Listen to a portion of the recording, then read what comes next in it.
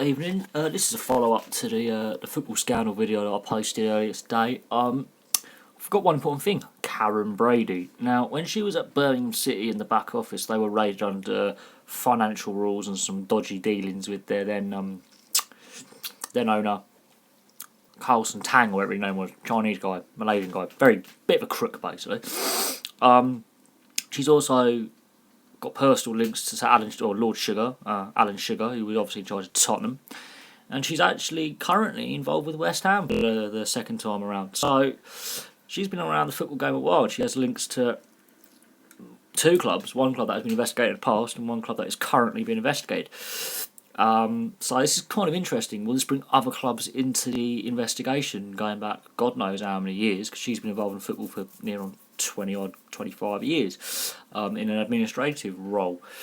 Kind of interesting that, a little bit suspicious, but interesting nonetheless.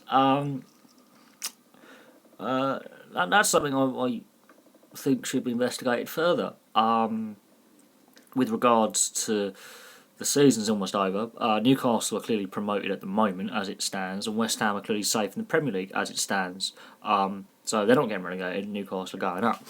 But with the financial implications, what will happen in the off-season? Because most off-seasons, the coaches will get replaced, new players come in, squads go on holiday, they evaluate their tactics for next season, their squads and stuff. And most people find the off-season a quite relaxing period. They can look forward to the new season, bring signings in, strengthen the squad, all that kind of stuff.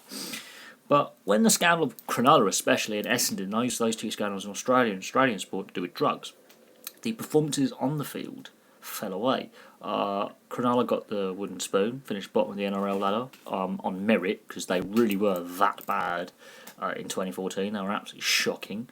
And Essendon had to basically have the whole team fucking suspended for 2 years. So they are still recovering themselves. So they're limited in what they can field. So will this affect players going forward, or will the players not care because they're getting paid $7 million a year to just basically kick a bag of air around and fall over every time someone sneezes near them?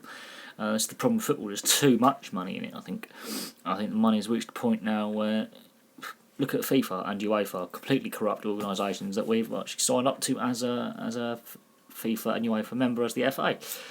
The reason why we didn't get that World Cup is we weren't corrupt enough. Apparently, we didn't have enough money for bribing officials. That's why we only got 2 votes out of the Congress. Kind of ironic, really. We weren't corrupt enough, but we were corrupt, but not enough. The fact that £2.4 million of our bidding budget was set aside for bribing officials says something about the state of not just national but world football. That's something to look into there, I think. But how Karen Brady has never been investigated for fraud or tax fraud or anything like that amazes me. And if she tries to sue me for libel, she can go fuck herself, because I've got no money to be sued for.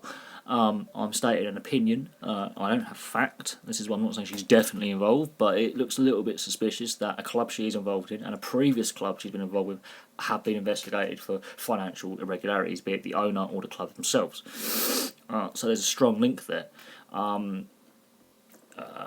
Whether Tottenham are involved in this, because she's obviously worked with Lord Sugar when she was his employee at one point. That is another interesting avenue to discuss. I haven't actually looked at the news lately. I don't actually know what's going on with this story. As far as I know, nothing new is broken.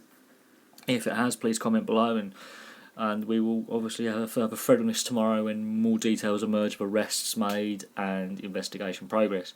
The fact that Mike Ashley's right-hand man has been nicked at 6 o'clock yesterday morning is a sign that all is not well in Sports Direct land and Newcastle. That could have some far more serious consequences and complications going forward, because it's got to be more than 2 clubs, and a third club assisting. There's got to be widespread abuse of the system. This is not like an isolated incident. For 2 clubs of reasonable size, these are reasonably big clubs, they're well supported, they have big all-seater stadiums that seat 50,000 plus. This is not like Boston United, a lower league team that are struggling to survive. This is rather sizable clubs that have appeared in finals, won trophies, have a big history, a big fan base, played in Europe, have internationals in their squad. This is a serious thing. So clearly it goes far deeper than just a couple of clubs and a couple of dodgy dealings. This is something far more serious. So we shall see what happens. Please post in the comments below. And I hope you enjoyed the video, and we shall see what the next few days and weeks hold with this story. Thank you very much for listening, and enjoy your evening.